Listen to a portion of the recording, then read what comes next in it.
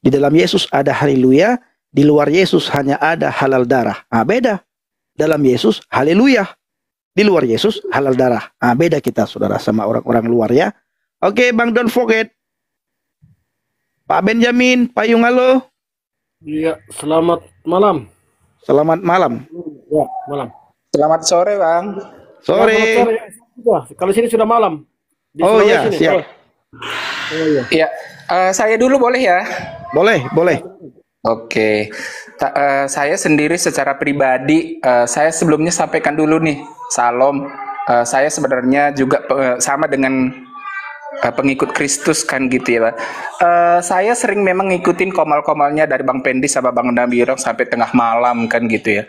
Apalagi juga Bang Christian Prince ini luar biasa. Penjabarannya secara detail sangat luar biasa saya lihat ini Bang Christian Prince ini. Saya sebenarnya penasaran. Bang Christian Prince ini dari suku apa sih? Soalnya kan juga kan di luar kan juga ada Christian Prince yang memang juga sangat luar biasa menyampaikan firman Tuhan kan. Jadi ini dua orang ini sama-sama Christian Prince tapi benar-benar menyampaikan kebenaran firman Tuhan itu sangat diurapi kalau saya lihat ya. Bang Christian Prince ini mengupas terkait dengan firman Tuhan luar biasa dan juga buku tetangga kita itu luar biasa juga. Jadi banyak pemahaman yang saya dapatkan dari Bang Pendi juga sama Bang Nabirong. Kesabarannya Bang Pendi itu saya sangat salut. Kalau saya kan orang Batak ya. Dengan seringnya saya dengar maki-makian yang disampaikan oleh orang luar sama Bang Pendi dan juga mungkin cacian-cacian itu saya sangat salut dengan kehidupan Bang Pendi yang sangat ini dijalani. Jadi dari pribadi saya sendiri tetap semangat Bang Pendi untuk menyampaikan kebenaran firman Tuhan khususnya buat warga Aceh kan gitu ya kan. Kita berdoa supaya Roh Kudus menjamah semua warga-warga Aceh dimenangkan untuk kemenangan Tuhan Yesus dan juga Bang Nabirong ini luar biasa mendampingi Bang Pendi saya lihat. Betul. Orangnya yang paling sabar nih Bang Nabirong nih. Benar. Orang Batak itu kan kasar ya. Tapi Bang Nabirong ini orang yang luar biasa nih. Karakter Bataknya tidak kelihatan lagi ketika dia Bang Pendi sudah mulai marah, Bang Nabirong bisa mereda. Sabar gitu kan. Saya ngikutin. Ini karakter yang luar biasa ini berdua nih. Memang yang sudah dipadukan Tuhan bisa ketemu seperti ini, Bang. Benar. Jadi ini bukan suatu kebetulan yang saya lihat untuk menyampaikan kebenaran firman Tuhan, tapi pastinya Bang Pendi bisa menyaksikan bagaimana sebenarnya kuasa Tuhan bekerja di dalam kehidupan Bang Pendi dan juga Bang Nabirong yang saya lihat bagaimana perjalanan hidupnya yang dia ceritakan itu juga membuat suatu mungkin ini pengalaman-pengalaman hidup ya, bagaimana sebenarnya merespon terkait dengan firman Tuhan itu ya kan. Nah, ini sangat yang luar biasa. Cuman ada memang yang perlu kita sampaikan. Saya sampaikan sedikit ya Bang ya terkait dengan firman Tuhan. Siap. Waktu Adam dijumpai sama kita sebutkanlah ular yang pada saat itu dia sampaikan firman Tuhan, tapi tujuannya kan menjebak Adam. Waktu Yesus dijumpai sama iblis yang dia juga menyampaikan bahwa itu adalah perkataan firman Tuhan, tapi tujuannya kan menjebak Tuhan Yesus. Nah ini kan tetangga-tetangga kita ini kan menyampaikan seolah-olah benar, padahal kan tujuannya menjebak kita gitu. Betul sekali.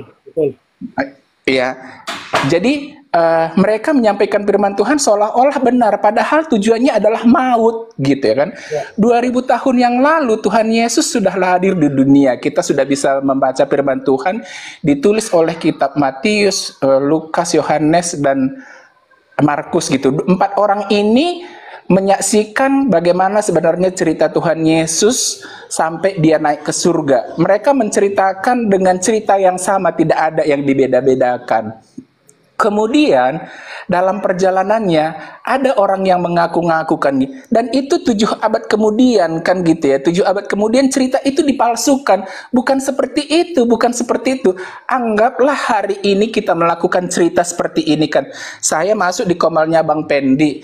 2000 tahun kemudian ada yang bilang, kamu nggak pernah masuk, katanya gitu kan. Kamu, siapa kamu? Saya orang Batak. Kamu bukan orang Batak, katanya. Itu kan cerita yang dipalsukan, bahwa hari ini saya ikut Bang Komalnya Bang Pendi, dan saya menyampaikan kalimat ini kan gitu ya.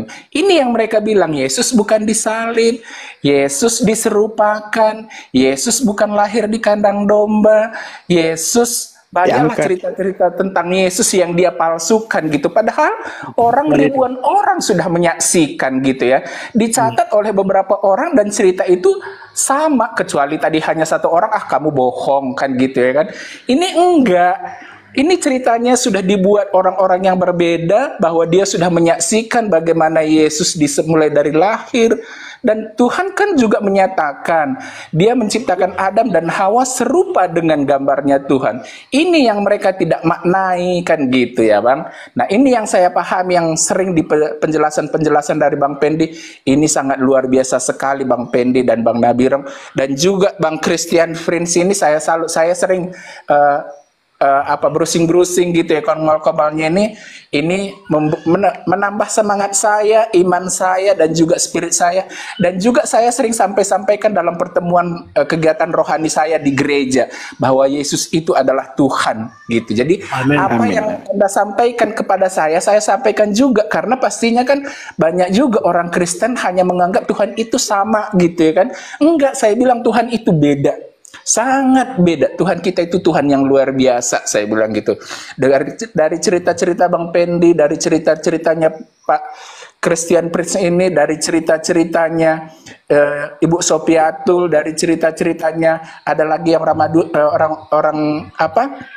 orang Jawa Timur, Invi Ramadhani. Banyak yang memang saya lihat orang-orang yang percaya Yesus, yang tadinya mungkin tidak mengimani Yesus, begitu dia mengimani Tuhan Yesus itu sangat luar biasa pendalaman terkait dengan firman Tuhan. Saya yang sudah lahir dari kecil lebih paham. Terima kasih buat semuanya penyampaian firman Tuhannya yang luar biasa buat saya ya Bang ya. Itu aja yang bisa saya sampaikan. Bang Pendi tetap semangat, sehat. Tuhan Yesus memberkati Bang. Amin. Terima kasih ya Bangku. Abang juga ya, sehat, semangat selalu. Tuhan Yesus mengasihi, menyertai, memberkati Abang dimanapun Abang berada. Amin, amin. Oke, Bang Debate dan Bang Benyamin Payang Alu dulu. Ya. Ya, selamat Bang Pendi. Shalom Bang Cipi. Salam semuanya kawan-kawan. Salam. Salam. Oke, Pak Benyamin, silakan. Ya, oke, saya sangat sekedar lewat tadi, saya sangat bangga karena saya sudah dengar cerita sedikit dari Bang Pendi. Saya sangat bangga ya, Bang Pendi ini kan kalau kita dengar-dengar bahwa ini daerah Aceh ini kan daerah mayoritas ya, mayoritas saudara kita di Islam. Tapi saya bangga ini Bang Pendi ini masih tetap memuji Tuhan, menerima Yesus dan bahkan menyebutkannya. Amin. Saya sangat bangga ya. Kami juga di Toraja ini, saya orang Toraja, mayoritas juga Kristen. Tapi ya kami di sini aman ya. Walaupun ada Islam, ada Kristen, tetapi kami itu saling toleransi. Tidak boleh lah ya. Harusnya kita sesama agama itu janganlah kita saling mau menjelek-jelekkan. Marilah kita mendalami iman kita sendiri ya. Saya sangat bangga seperti Bang Effendi katakan tadi bahwa dia itu hanya menyebarkan saja firman Tuhan yang benar, bukan untuk mempengaruhi masuk di Kristen kan? Ya kan Bang Effendi, saya dengar tadi begitu ya. Ya. Jadi artinya kita menyebarkan saja kebenaran Tuhan, kebenaran firman Tuhan. Janganlah kita mau memprotes, wah Tuhan mau begini, seperti yang saya masuki di kemal-kemal lainnya itu. Dia yang selalu dipermasalahkan adalah menyembah anak manusia. Siapa anak manusia mau disembah? Ya, itu. Dia tidak pahami firman Tuhan bagaimana sebenarnya. Padahal di dalam kitabnya sendiri dia mengenal, cuma ya itulah seperti katakan Bang Effendi tadi, dia mengenal sebagai nabi, tapi kita mengenal dia sebagai Tuhan. Itulah di kita. Jadi kalau kau kenal sebagai nabi, ya oke, silakan percaya sebagai nabi. Kalau kami kenal sebagai Tuhan, kau jangan persalahkan kami mengenal dia sebagai Tuhan. Ya kan? Betul sekali. Ya, itu ya. Seharusnya begitulah. Jangan kita saling mempersalahkan. Seperti siapa tadi yang mengatakan bahwa tidak ada agama itu yang mengajarkan yang salah. Saya yakin juga betul itu. Tidak ada yang mengajarkan bahwa kau lakukan ini, kau lakukan ini. Cuma orangnya, oknumnya itu yang mau melakukan, bilang, oh ini salah, kita harus perang ini salah, ini kita ini, karena dia mau dituruti kehendaknya, bukan kehendak Tuhan yang mau dituruti, tapi kehendaknya dia mau dituruti. Kalau menurut saya, ya kan Bang? Ya, Siap. ya, saya kira itu, begitu ya, saya Pak Puspen. Saya bangga, sangat bangga ini. Saya kira ini di Aceh ini tidak ada Kristen, ternyata ada. Ya, ada juga ya. Ada, Pak. Oke. Ada. Oke, ya, terima kasih ya, puji Tuhan Ya. ya. Sehat-sehat ya, Bapak ya. Oke, salam ya, salam sehat selalu. Tuhan Yesus Amin, Pak selalu memberkati. Benyamin. Tuhan berkati. Shalom, Pak. Ya, salam ya. Oh, haleluya. Bang Debater. Ya, Bangku. Iya. Jadi, ya bersyukurlah kita punya Tuhan Yesus, itu aja. Jadi, Kristen itu adalah identitas. Ya, kekristenan itu adalah identitas. Kekristenan tidak bisa mengubah hidupmu, tapi perjumpaan dengan Yesus itulah yang mengubah hidup kita. Jadi orang kalau tidak alami perjumpaan dengan Yesus, maka dia tidak akan bisa alami perubahan hidup. Jadi kekristenan itu adalah KTP. Saya dilahirkan dari keluarga Kristen. Saya tahu tentang Yesus. Kelas 1 SMA sampai kelas 3 SMA saya meninggalkan Yesus. Ya, saya udah pernah saksi mungkin ya Pak Pendi ya. Intinya aja. Iya, betul. Intinya begini. Ya, kebetulan saya mantan preman dari Santar. Dan namanya preman kan banyak ilmu-ilmunya kan, gaib-gaibnya. Jadi saya mempercayai kitab-kitab sebelah. Jadi kalau saya berantem, saya tikam, saya golok, nggak mampan. Maka ayat itu kalau ku baca, ayat yang saya hafal itu meruntuhkan ilmu yang kebal. Sehingga itu yang menarik saya menjadi percaya, bahkan kepercayaan itu yang aku percaya. Ketika aku waktu pernah berantem di sana, waktu saya dengan preman juga, saya golok, disitulah lari saya bisa mengenal Yesus. Dan lari saya ke satu tempat, waktu berkelahi dengan preman juga, tapi nggak sampai mati, cuman cacat tangannya putus. Lalu saya lari ke satu kota namanya Kota Palembang. Lalu kakak saya membawa saya ke gereja. Saya sudah lama tidak mengenal Yesus, sudah lama meninggalkan Yesus. Ya, dunia saya dunia lembah hitam, dunia gelap, minuman keras, narkoba, ganja dan lain sebagainya. Tapi apa yang terjadi, saudara? Memang dunia itu hanya menjanjikan yang enak-enak. Ketika kita pakai narkoba atau pakai ganja, enak. Tapi ketika ganja habis, maka kumat lagi. Ya, ketika kita bersenang-senang minuman keras, enak. Ketika habis minuman keras, kumat lagi. Jadi memang dunia tidak bisa memberi penghiburan. Sukacita yang sesungguhnya kita dapat. Suatu ketika kakak saya membawa saya ke gereja, disitulah saya mengalami perjumpaan yang indah dengan Yesus. Ya, lewat hamba Tuhan, lewat pendeta. Pendeta mengatakan ada satu anak muda pakai ilmu hitam, Yesus mengasihimu. Saya bilang dalam diri saya, siapa kamu? Emang kau punya kuasa ngeluarin saya punya ilmu? Ilmu saya cukup tinggi, dibacok tidak apa-apa, saya bisa menghilang. Saya berpikir ilmu saya lebih tinggi dari Yesus. Apa yang terjadi, saudara? Itu hari Rabu itu kejadian itu, saya ikut KKR, hari Jumat saya disuruh pelepasan di hari Jumat. Saya disuruh puasa. Singkat cerita kemudian, saya belum percaya kuasa Yesus itu seperti apa. Karena saya dilahirkan dari Kristen dan saya tidak pernah mengalami perjumpaan dengan Yesus, melihat kuasa Yesus. Jadi banyak orang Kristen hanya tahu Yesus di luar. Banyak orang Kristen hanya tahu Yesus apa? Ya, bahwa Yesus itu bisa menyembuhkan, menyelamatkan, hanya itu, saudara. Tapi nggak pernah alami. Katanya Yesus begini, katanya Yesus begitu. Setelah itu saya alami perjumpaan hidup saya diubah. Saya bilang kalau ilmuku bisa kau lepaskan, aku jadi penginjil dan hamba Tuhan. Singkat cerita kemudian hanya satu nama dalam nama Yesus Kristus. Segala kuasa-kuasa yang ada dalam tubuh saya kau ikat, patahkan, untuk pergi keluar. Hari itu semua ilmu saya runtuh, saudara. Kenapa?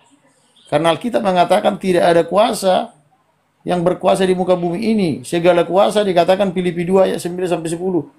Segala kuasa di surga, di bumi, maka di bumi semua tunduk hanya dalam nama Yesus. Dan ketika aku mengalami perjumpaan dengan Yesus, hidupku diubahkan, baru aku mengalami sukacita yang sesungguhnya.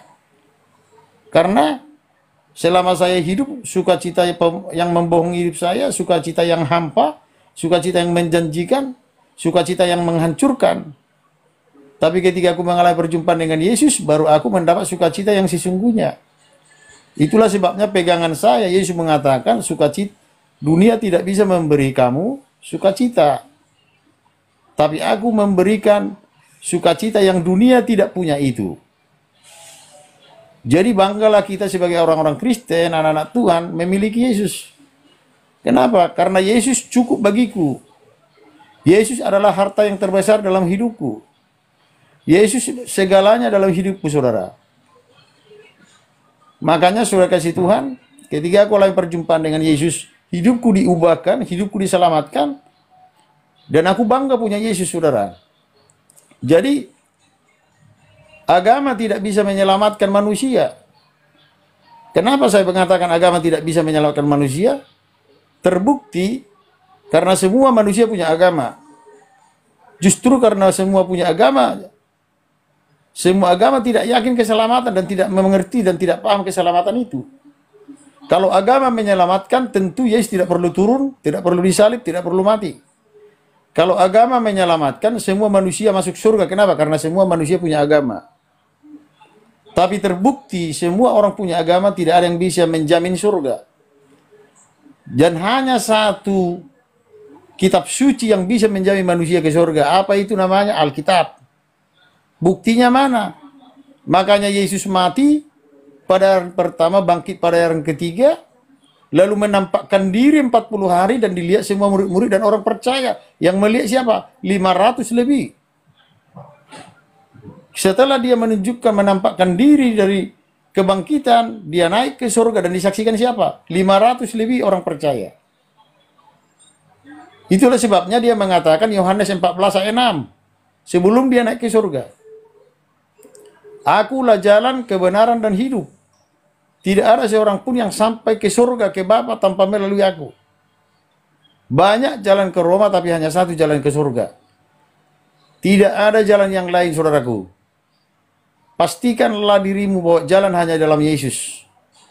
Jadi saya mau kasih tahu bagi kita semua, entah engkau apapun agamamu, apapun sukumu, siapapun engkau, pastikan kawan, sebelum kau mati, karena semua manusia mengalami kematian, dan setelah kita alami kematian di bumi, maka ada kehidupan yang sesungguhnya.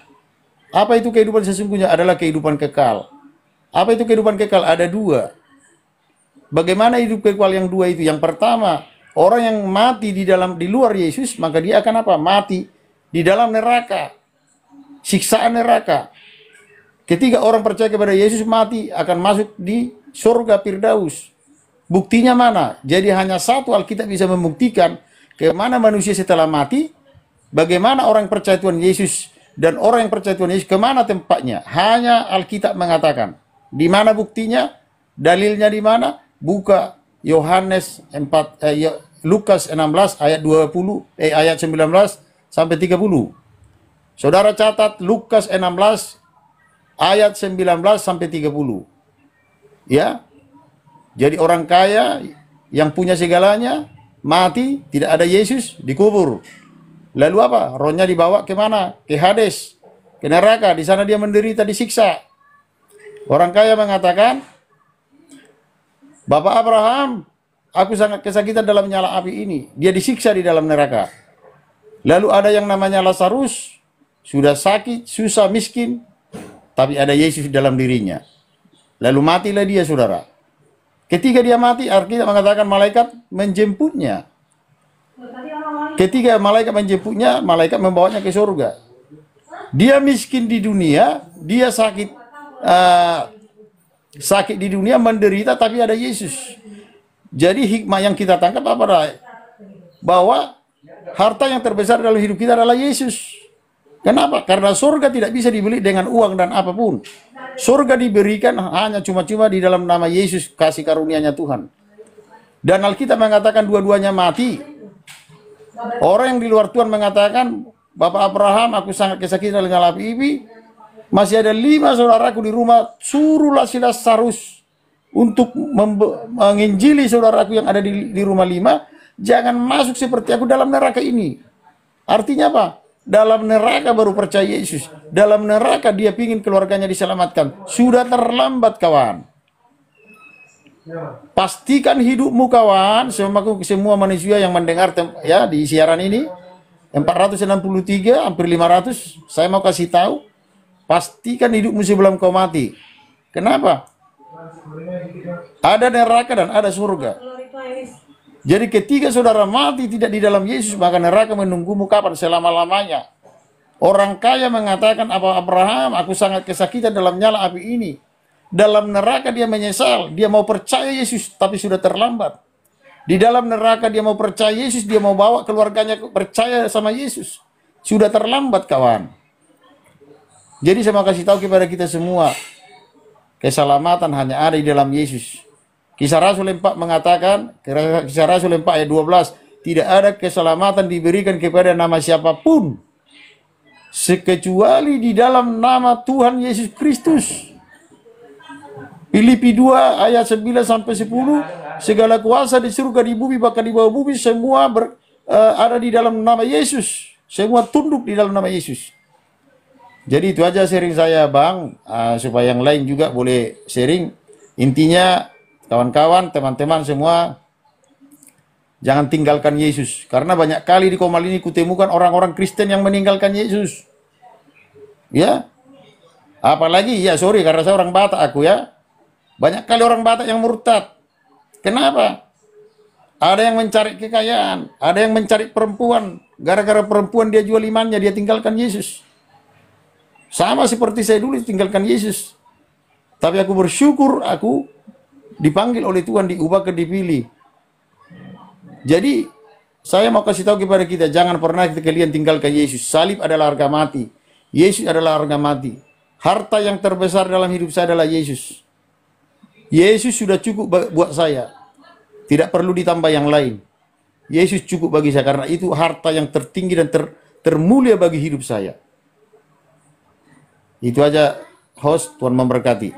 Semoga Pak, kesaksian saya memberkati saudara semuanya. Tuhan berkati. Haleluya. Amin. Abang lihat di channel saya, kesaksian abang itu banyak sekali memberkati banyak orang. Saya sudah pernah upload di YouTube saya, Bang. Siap, Bang. Siap, Bang. Judulnya Preman Siantar Bertobat. Haleluya. Puji Tuhan, Bang.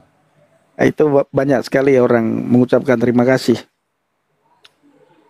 Dan memang kita, Bang, ya begini ya, kita dipanggil, dipilih bukan sekedar jadi orang percaya, kawan, tapi harus menjadi saksi Tuhan.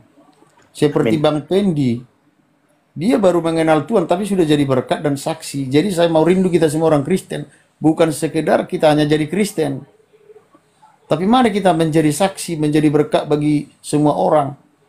Karena kita dijadikan untuk terang, jangan jadi terang di dalam terang. Artinya apa? Kalau saudara terang di dalam gereja semua sudah terang. Jadilah terang di tengah kegelapan dunia.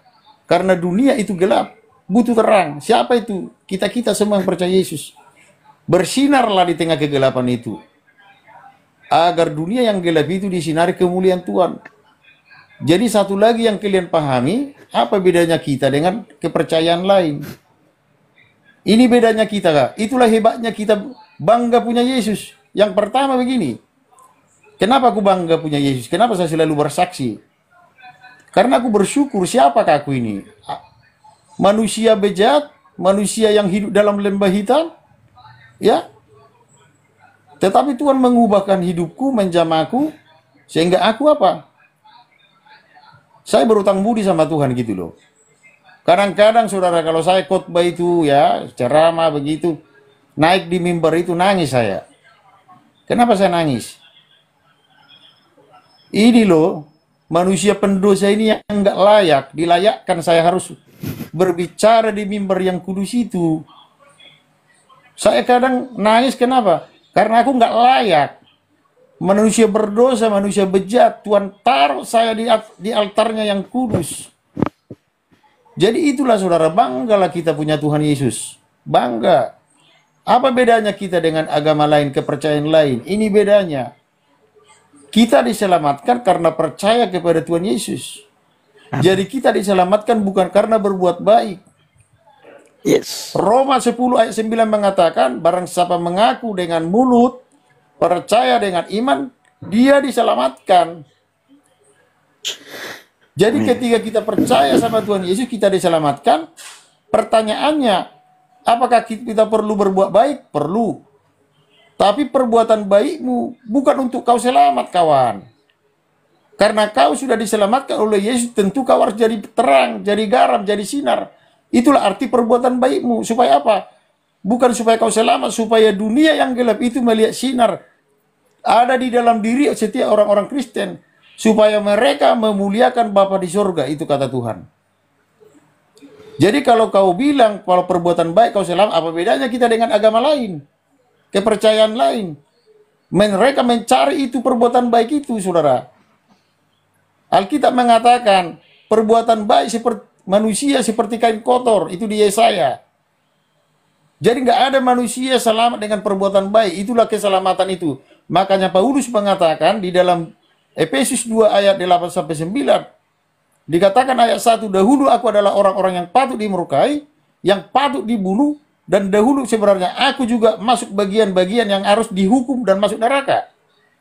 Tapi Paulus mengatakan, tetapi kasih karunia Tuhan aku diselamatkan, bukan hasil usahaku, jangan ada orang yang membanggakan diri. Jadi semua karena kasih karunia Tuhan.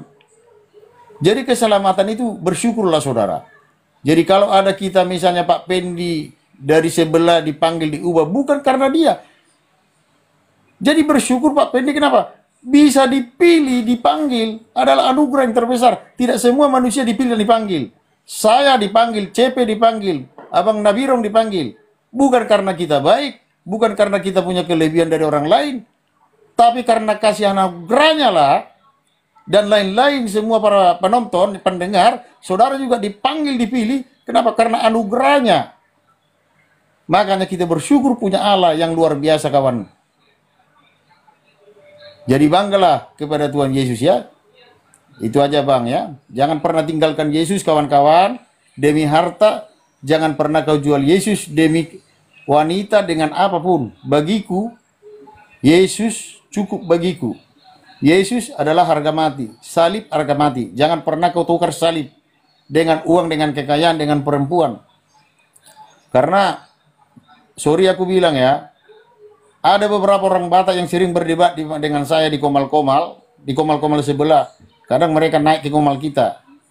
Ya, mereka pakai marga. Saya wawancarai rata-rata mereka kenapa murtad. Karena apa? Dengan seorang perempuan, dengan sebuah kekayaan, mereka tinggalkan Yesus. Jadi kalau ada orang Kristen mengatakan, kenapa kau pindah ke sebelah sana? Karena apa? Agama itulah yang kuridoi dan agama itulah yang membuktikan bahwa dialah yang benar. Waduh.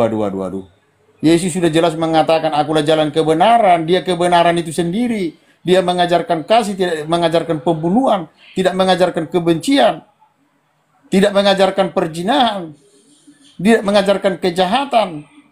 Ya, jadi ajaran Yesus kasih. Kalau Anda meninggalkan kekristenan, Anda tidak paham siapa Yesus. Anda tidak pernah membaca Alkitab. Jadi sayang saudaraku, keselamatan sudah pasti, tapi kau pergi ke mencari keselamatan yang tidak pasti. Jadi tolong bagi teman-teman semua Kristen yang mendengar ya kawan-kawan, bukan kebetulan kita bicara, Tuhan punya rencana untuk saudara sore hari ini ya. Yesus adalah harga mati, Yesus adalah harga yang mati ya, tidak bisa ditukar apapun. Tuhan memberkati Bang Hos, lanjut Bang Hos. Haleluya, amin. Terima kasih ya Bang. Oke, Bang CP, Bang Christian Prin. Ini Bapak Ibu. Iya. Ya. Lalu Bang Kenapa CP. kita, Bang? Salam. Iya. Silakan Bang. Oh, saya. Oke, ya. Aku apa yang mau saya katakan ya? Tadi saya sudah banyak bicara tadi ya. Ya. Takutnya teman-teman narasinya itu aja berulang-ulang ya. Ya, mungkin aku kita dengarkan dulu lah ini Tuhan Yesus lagi berbicara. Boleh, Ya, Pak? Aku suka boleh. banget denger ini. Iya. Iya, aku sangat banget dengar ini. Apalagi Sedikit ada ya. ada tadi kawan kita tadi itu kan. Keren Iya. banget. Keren banget. Oke, lanjut. Tidak. Kasihilah musuhmu. Berbuat baiklah. Beri pinjaman, jangan mengharapkan kembali. Maka upahmu besar di surga. Kamu akan menjadi anak-anak Allah. Ia baik kepada mereka yang jahat. Murah hatilah. Seperti Bapamu di surga.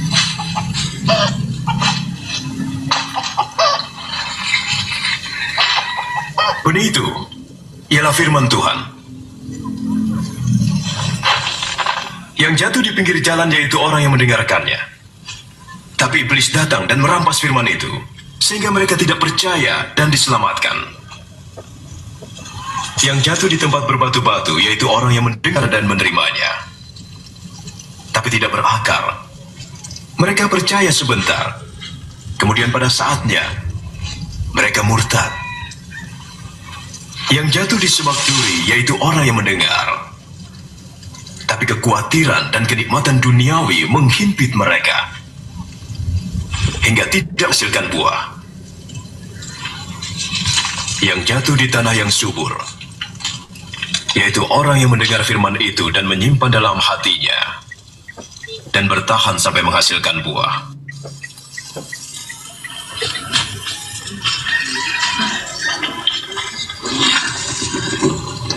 Tak ada orang menyalakan lampu lalu menutupnya, atau menaruh di bawah tempat tidur, melainkan menaruhnya di atas, sehingga orang melihat cahayanya ketika masuk rumah. Sebab semua yang tersembunyi akan kelihatan, dan semua yang dirahasiakan akan terlihat dalam terang. Sebab itu, perhatikanlah baik-baik. Siapa yang mempunyai kepadanya akan diberi. Tetapi yang tidak mempunyai, daripadanya akan diambil. Guru, ibu dan saudara-saudaramu ada di luar. Mereka ingin bertemu. Ibuku dan saudaraku ialah mereka yang mendengar firman Allah dan melakukannya.